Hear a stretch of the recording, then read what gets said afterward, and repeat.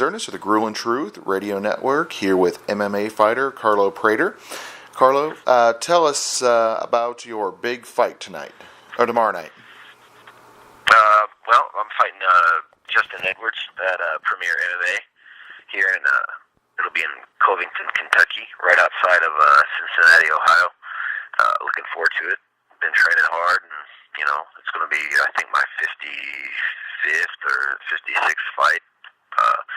I'm looking forward to it. It's been, I'm looking forward to getting my third straight win and going back on a nice little streak that'll get me, looked at by some bigger promotions and hopefully in a running for, a Premier MMA title fight in the future. Who knows? Sounds great. Yeah, definitely glad to have you in town for the big fight. What originally got you interested in MMA? I believe it was watching Hoist Gracie. I remember in the summer of 1995, I was watching it. I was 14, and I just was hooked. I had wrestled a season in Oklahoma at Edmond Memorial, actually at Cimarron Middle School, and I didn't do too well because everybody there starts when they're 6 or 7 years old, if not earlier. So I was just getting slammed around, beat up, and pinned the whole semester. So I took a year off from that and played football. And then that next year, during the summer vacation, I went down and stayed with my cousins and my grandmother down in Texas. And during the summer, sometimes there's not much to do. We'd go to the pool, we go to the river, go do different things, but we just go and rent some movies every once in a while, just go back home and watch them and stuff. One day I was walking around and I just saw a corner of the Hastings, video rental place. We used to rent videos back in the day before Netflix and the internet, but I saw a couple tapes that was Ultimate Fighting Championship, and I rented those, and I was just hooked. Right after that, I watched it and rewatched it. And, I just got hooked, and I knew that as soon as I got back from summer vacation, that next month in August, I went back to Oklahoma City. I was going to get right back into wrestling, and I was going to look for a jiu-jitsu gym, and I couldn't really find a jiu-jitsu gym in, or at least a BJJ gym in Oklahoma City at that time. I went and started training judo and Japanese jiu-jitsu with a gentleman named Bill Sharp, and he was like a sixth, seventh degree judo black belt, and also black belt in Japanese jiu-jitsu, and started from there. And then I started doing tournaments almost immediately. That next month, 2 months after that, I started doing little grappling tournaments and jiu-jitsu tournaments as well. And then I got recruited by a friend of mine who was a high school wrestling coach at the time, Jeff Lindsay. He came and recruited me, and he had a bunch of guys. He was a blue belt at the time under Carlos Machado, which was a big deal back in those days. In 1995, 1996, there weren't any black belts in Oklahoma. Very few in the United States that weren't Brazilian themselves. And it was mostly just, oh man, I got a buddy that's I know a guy who's a blue belt. I know a guy who's a purple belt. Oh wow, he's that was a big deal back then. But anyways, he took me in under his wing and just started training and drilling every day, and I started getting better and better and better. And I had my first fight in 1998. It was a shoot fighting, which was open-handed strikes to the face and close-handed and knees and kicks everywhere else. And I had that fight, and after that I was hooked. I was going to do this forever. So that was my introduction to MMA. And then in 2002, after I graduated high school in 2000. I was living in Brazil at the time. I moved back with my father in 1998 to Brazil. I was born in Brazil, but left there in 1988 with my parents, and moved here and bounced around the United States because of my father's job. And after my parents split, I stayed with my dad, and he got a job offer to go back in 1998, and I went with him. coincided with my love at that time for MMA and jiu-jitsu. So I stayed down there, and I finished high school at the same place where I started school, the American School of Brasilia. And right when I finished high school, I used my dad had saved up a little bit of money for college or whatever, and I used that to go to Thailand. And went up there, and I came back to Brasilia. I went up there, stayed for about 5 weeks, and then I came back to Brasilia, and I went back for about 5 months. So I ended up having a little stint out there. Fought 3 times, and did a lot of training, and so that was in 2001. And then at that time, the UFC was it was in the SCG days still, and there was a lot of interesting fights going on, but I had seen a fighter that I was really interested in mimicking his styles. His name was Yves Edwards, and he just happened to live and train in the Woodlands, which is like an hour and a half from where my mom at the time was living with her husband, Bryan, College Station, the home of Texas A&M University. So I proposed to my mom, hey, look, she'd always propose to me, look, I can help you go to the junior college here, and who knows, I can. And she was faculty at Texas A&M. I can, we can try to get you into A&M in the future. So I took her up on that, and more to train with Eve than to actually try to get into college, which is sort of a waste, but it is what it is. And after that, that's when I really started my pro career in 2002. I showed up at Eve Edwards' door one Saturday morning. I called him up as soon as I got there to Texas, and I think I got there on like a Thursday or something. And that next Saturday morning, I drove down to Woodlands in the morning. He said, "Sure, come on out, bring your stuff," and sort of dismissive. And as soon as I showed up at his door, he's like, "Oh wow, this kid actually showed up." So he took me in. We sparred a couple rounds, and after that, he just gave me a big old hug and looked me in the eye and said, "Man, welcome. Please come, please stay." And so right after that, I think I took my first pro fight. I think that next month there in Texas, and it was a little 4-man tournament. I won that. It's been just many fights since. So that's sort of an introduction to how I started in martial arts MMA. So would you equate your early success in the sport to him and his coaching, or some other things in your wrestling background, other things like that tended? Honestly, I don't think I don't think I was even.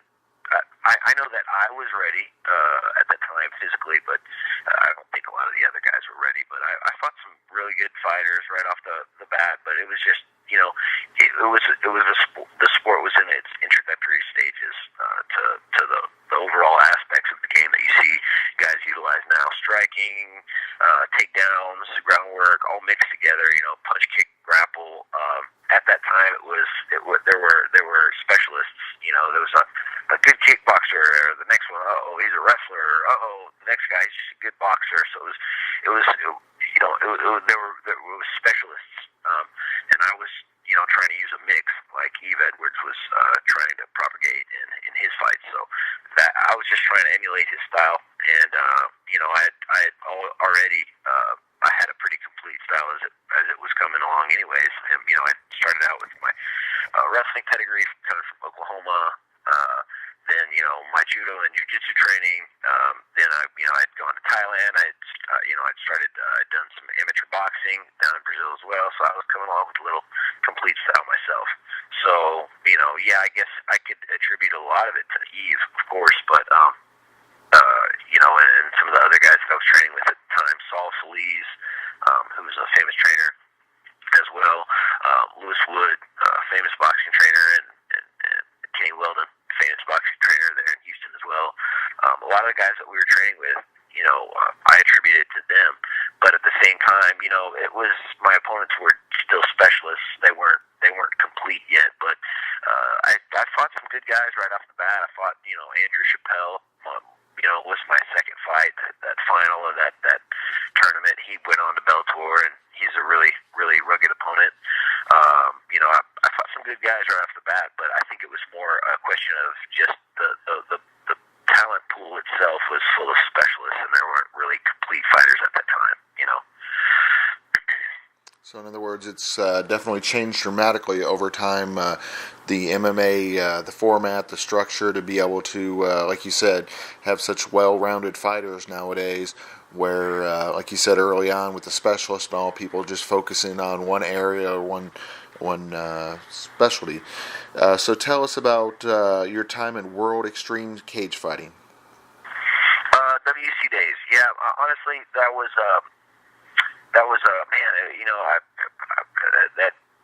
That was a time that I really wish I could do over in life. It's one of those things that in life that you wish you could get another crack at it, but it'll never.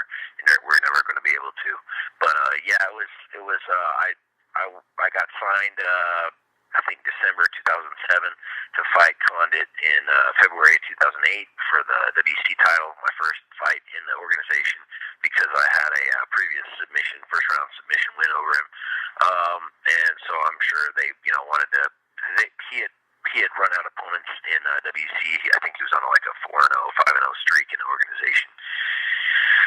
And so they were looking for an opponent for him, and this was pretty much before. I mean, there was no social media at this point or anything, but I'm sure that they had asked him queried him about anybody that he would like, and I'm sure my name came up at that time. I think it was. Oh man, I don't know. Actually, I think I had lost a couple times, but I was no longer undefeated. But I had a really good record at myself, so it made sense for the WC. They brought me in, I fought him, and I lost in the first round myself. It was just a little bit. I think I got lost in the moment. I got a little bit of how they say stage fright. It was the big lights and it was the camera in your face. I just wasn't ready for it. It's too bad because I'm capable of so much more. And then my second fight against Brock Larson, I really slept on him. That was my only knockout loss in my entire career. I basically walked into a straight left hand of his. I just stalking him, not giving him any respect whatsoever, just spamming high kicks at him. Walking forward and walked into a left hand and got knocked out. So those two fights I had for the WC. They were not representative of me, but unfortunately for me, I lost both those fights first round, and it is what it is. I didn't have a very good legacy in the WC, but I'm very grateful to Reed Harris, in the WC at the time for bringing me in and instilling in me the faith they had. Well, from there it went up with Strikeforce. You had a really good fight there. Yeah. Well, after that, my next fight was in 2009, I think. Yeah, and I won my third belt, which was for the Palace Fighting Championships. It was a lightweight. My introduction to lightweight. I had never really cut weight. I had always fought at my walk around weight at 170 pounds, and so I decided to start cutting weight and try the lightweight division out, and I went down and fought Dominic Robinson and beat him. Palace Fighting Championships, won their belt, and then took my family up to the United States in 2009, and my wife at the time and my son, and offered a job, or I accepted a job offer, and that didn't work out. I actually fought. I took a short notice fight too, less than a month's notice. I fought Antonio McKee up in Canada that same year, but I was not training at the time. I was training very scarcely, once a day, going to the boxing gym, going to a grappling gym, local grappling gym. But I was living in Central Texas, working at a concrete plant, just for you to have an idea. So I was working for my grandfather at the time, and anyways, it was I was missing MMA so much at that time.